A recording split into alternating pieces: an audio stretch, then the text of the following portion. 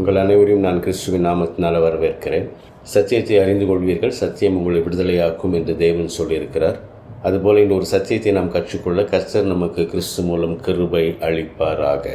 இன்று எடுத்துக்கொள்ளப்பட்ட தலைப்பு என்னன்னா, தேவனுடைய மன்னிப்பை நம்புங்கள், தேவன் நமக்கு கொடுக்கும் மன்னிப்பை விசுவாசியுங்கள். தேவனுக்கு அநேக குணாதிசயங்கள் இருக்கிறது. அதில் ஒரு பிரதான குணாதிசயம் என்னவென்றால் மன்னிப்பு.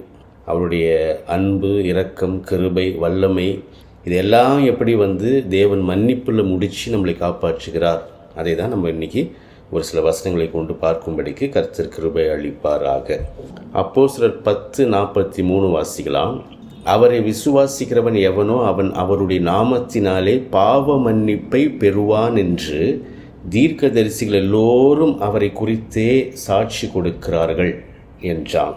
இப்போ இங்கே என்ன பார்க்குறோன்னா, அவரை விசுவாசிக்கும்பொழுது நமக்கு என்ன கிடைக்கிறதுனா, அவருடைய நாமத்தினாலே பாவ மன்னிப்பு கிடைக்கிறது என்று எல்லா தீர்க்கதரிசியும் சாட்சி கொடுக்கிறார்கள். அதாவது முழு வேதமும், ஆதியாகமத்திலிருந்து வெளிப்படுத்துதல் வரைக்கும் முழு வேதமும் அவரை விசுவாசிக்கிறவன், இயேசுவை விசுவாசிக்கிறவன், அந்த நாமத்தின் மேல் நம்பிக்கை வைக்கிறவன் பாவ மன்னிப்பை பெறுகிறான் என்று நமக்கு போதிக்கிறது.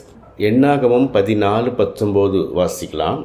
உமது கிருபையினுடைய மகத்துவத்தின்படியேயும் எகிப்தை விட்டது முதல் இந்நாள் வரைக்கும் இந்த ஜனங்களுக்கு மன்னித்து வந்ததின்படியேயும் இந்த ஜனங்களின் அக்கிரமத்தை மன்னித்தருளும் என்றான். இது ஒரு ஜெபம்.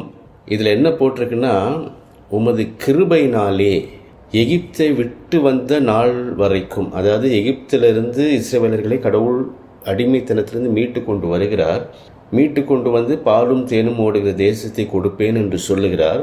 அந்த மீட்டு கொண்டு வந்ததிலிருந்து அந்த தேசத்துக்கு சேர்க்கும் வரைக்கும் அந்த மக்கள் கர்த்தருக்கு கீழ்ப்படுகிற மக்கள் அல்ல, தேவனை விசுவாசிக்கிற மக்கள் அல்ல. இருந்தாலும் நீ தான் கீழ்ப்படியிலே, நீ தான் விசுவாசிக்கலே அப்படின்னு சொல்லிட்டு தேவன் மக்களை அழித்து போடாமல் அவருடைய கிருபையினாலே மன்னித்து மன்னித்து மன்னித்து காப்பாற்றி காப்பாற்றி காப்பாற்றி அவர்களை தேவன் கொடுத்த வாக்கு தத்தத்தை அவர்கள் அடையும்படிக்கு தேவன் கிருபை அளிக்கிறார் அப்படின்னு இங்கே போட்டிருக்கு. இங்கிலீஷில் என்ன போட்டிருக்குன்னா, வித் யுவர் கிரேட் லவ்னு போட்டிருக்கு. அதாவது அன்புன்னு வச்சுக்குவோம், கிருபை அன்புன்னு வச்சுக்கிட்டா கூட அந்த அன்பு, தேவனுடைய அன்பு எதில் முடியுது அப்படின்னா, நம்மை மன்னிக்கும் தேவன் நமக்கு அருளும் மன்னிப்பில் முடிகிறது. அதை நாம் கற்றுக்கொள்ள வேண்டும். அதே மாதிரி எபேசியர் 1:7 வாசிக்கலாம்.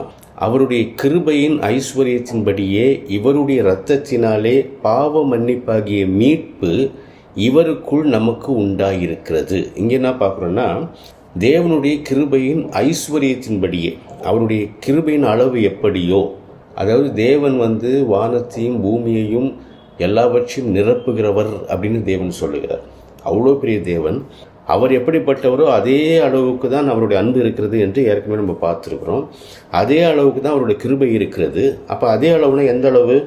மனுஷனுடைய அறிவுக்கு அப்பாற்பட்ட அளவு இல்லையா? எல்லாவற்றையும் நிரப்புகிற தேவன், தேவனுடைய அன்பு, தேவனுடைய கிருபை. அந்த அளவின்படியே தேவன் என்ன பண்ணுறாருன்னா, அவருடைய இரத்தத்தினாலே, இயேசு கிறிஸ்துவனுடைய அவருடைய குமாரனுடைய இரத்தத்தினாலே, தேவன் பலியானதினாலே, தேவகுமாரன் பலியானதினாலே, தேவன் தேவகுமாரனை பலி கொடுப்பதினாலே என்ன பண்ணுறாருன்னா, நமக்கு பாவ மன்னிப்பாகி மீட்பை நமக்கு வைக்கிறார்.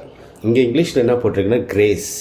அப்போ கிரேஸ் என்கிற கிருபை நமக்கு என்னத்தை கொடுக்குது அப்படின்னா, பாவ மன்னிப்பை கொடுக்குது. தேவனே பலியானதினாலே நமக்கு பாவ மன்னிப்பை கொடுக்கிறது என்பதை நாம் உணர்ந்து கொள்ள வேண்டும். அடுத்தது மீகா 7:18 வாசிக்கலாம். தமது சுதந்திரத்தில் மீதியானவர்களுடைய அக்கிரமத்தை பொறுத்து மீறுதலை மன்னிக்கிற தேவரீருக்கு ஒப்பான தேவன் யார்? அவர் கிருபை செய்ய விரும்புகிறபடியால் அவர் என்றென்றைக்கும் கோபம் வையார். கடவுளை பற்றி என்ன வருதுன்னா, நம்முடைய அக்கிரமத்தை பொறுக்கிறார், மீறுதலை மன்னிக்கிறார், அவர் கிருபை செய்ய விரும்புகிறார், அதனால் எப்பொழுதும் கோபம் வைக்க மாட்டார். கோபம் வைக்க மாட்டார்னா நம்மை அழித்து போட மாட்டார். அழித்து போட மாட்டார்னா நம்ம அக்கிரமத்தை மன்னிக்கிறார். அப்போ இங்கே என்ன இங்கிலீஷில் போட்டிருக்கணும், மெர்சி, டு ஷோ மெர்சி. அப்போ அவருடைய மெர்சி, அவருடைய இரக்கம் எதில் முடிகிறது? அவருடைய இரக்கம் எதில் முடிகிறது அப்படின்னு பார்த்தோம்னா, அவர் நம்மை மன்னிக்கிற மன்னிப்பிலே, அவர் அருளும் மன்னிப்பிலே முடிகிறது என்பதை நாம் உணர்ந்து கொள்ள வேண்டும். லூக்கா 5:17 வாசிக்கலாம். பின்பு ஒரு நாள் அவர் உபதேசித்து கொண்டிருக்கிற போது கலிலேயா யூதேயா நாடுகளில் உள்ள சகல கிராமங்களிலும் எருசலேம் நகரத்திலும் இருந்து வந்த பரிசேயரும் நியாய சாஸ்திரிகளும் உட்கார்ந்திருந்தார்கள். அப்பொழுது பிணியாளிகளை குணமாக்கத்தக்கதாக கர்த்தருடைய வல்லமை விளங்கிற்று. அவருடைய விசுவாசத்தை அவர்கள் 20வது வசனம், அவர்களுடைய விசுவாசத்தை அவர் கண்டு திமிர்வாதக்காரனை நோக்கி, மனுஷனே, உன் பாவங்கள் உனக்கு மன்னிக்கப்பட்டது என்றார். இங்கே என்ன பார்க்குறோன்னா, 17வது வசனத்தில் என்ன பார்க்குறோன்னா, கர்த்தருடைய வல்லமை விளங்கிற்று. இந்த 20 என்ன பார்க்குறோன்னா, அவருடைய வல்லமையினாலே அவர் என்ன பண்ணுறாருன்னா, உன் பாவங்கள் உனக்கு மன்னிக்கப்பட்டது என்றார். அப்போ அவருடைய வல்லமை விளங்குகிறது. அந்த வல்லமை எதிலே முடிகிறதுனா, அவர் நமக்கு அருளும் மன்னிப்பிலே முடிகிறது. அப்போ ஃபஸ்ட்டு வந்து நம்ம பார்த்தோம்னா, அவரை விசுவாசிக்கிறவன் பாவ மன்னிப்பை பெறுகிறான்னு பார்த்தோம், அப்போஸ்தலர் 10:43. அடுத்தது என்ன பார்க்குறோன்னா, அவருடைய அன்பு நமக்கு மன்னிப்பை வழங்குகிறது. என்னாகமும் 14:19. எபேசியர் 1:7 என்ன பார்த்தோன்னா, அவருடைய கிருபை நமக்கு மன்னிப்பை வழங்குகிறது. மீகா 7:18 என்ன பார்த்தோன்னா, அவருடைய இரக்கம் நமக்கு மன்னிப்பை கொடுக்கிறது. லூக்கா 5:17 என்ன பார்க்குறோன்னா, அவருடைய வல்லமை நமக்கு மன்னிப்பை கொடுக்கிறது. அப்போ என்னென்னா, நம்ம புரிஞ்சு கொள்ள வேண்டியது என்னென்னா, தேவனுடைய எல்லா விதமான குணாதிசயங்களும் அவர் வந்து நமக்கு கொடுக்குற மன்னிப்பிலே முடிக்கிறார். அவருடைய பிரசன்னம், அன்பு, இரக்கம், கிருபை, வல்லமை எல்லாவற்றையும் தேவன் நமக்கு அருளும் மன்னிப்பிலே முடிக்கிறார். அப்படின்னா நம்ம எந்த அளவுக்கு அவருடைய மன்னிப்பை நம்ப வேண்டும், விசுவாசிக்க வேண்டும் என்பதை நாம் கற்றுக்கொள்ள வேண்டும். அப்போ அவருடைய மன்னிப்பின் நிச்சயத்தை, நிச்சயமாக என்னை மன்னித்து காப்பாற்றுவார், நிச்சயமாக எனக்கு வருங்காலங்களிலே ஒரு ஆசீர்வாதமான ஒரு வாழ்க்கையை தேவன் வைப்பார் அப்படின்ற ஒரு நம்பிக்கையிலே நாம் சந்தோஷப்பட வேண்டும். அதுதான் வேதத்தில் பார்க்கணும், நம்பிக்கையிலே சந்தோஷப்படுங்கள். மீண்டும் நான் சொல்கிறேன், நம்பிக்கையிலே சந்தோஷப்படுங்கள், சந்தோஷமாக இருங்கள். மறுபடியும் சொல்கிறேன், சந்தோஷமாக இருங்கள் அப்படின்னு வசனம் வருது. அது நம்பிக்கையில் சந்தோஷமாக இருங்கன்னு இன்னொரு வசனம் வருது. அப்போ நம்ம வந்து இப்போ இருக்கிற நோய், வியாதி, பிசாசின் தொந்தரவு, குடும்ப பிரச்சனை, கடன், வறுமை, பாவம், தீமை எல்லாவற்றையும் வரும் நாட்களிலே தேவன் ஒழித்து போடுவார். எப்படி ஒழித்து போடுவார்? தேவன் மன்னிக்க காத்திருக்கிறார்.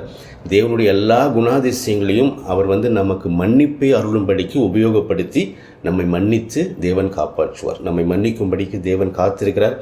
அவர் அருளும் மன்னிப்பிலே நாம் நம்பிக்கை வைக்கிற மனிதர்களாய் இருக்க வேண்டும். இந்த சத்தியத்தை கற்றுக்கொண்டு இதை கைக்கொண்டு இதற்குரிய ஆசீர்வாதத்தை பெற கர்த்தர் நம்மை கிறிஸ்து மூலம் காத்து வழி நடத்துவாராக. ஆமென்.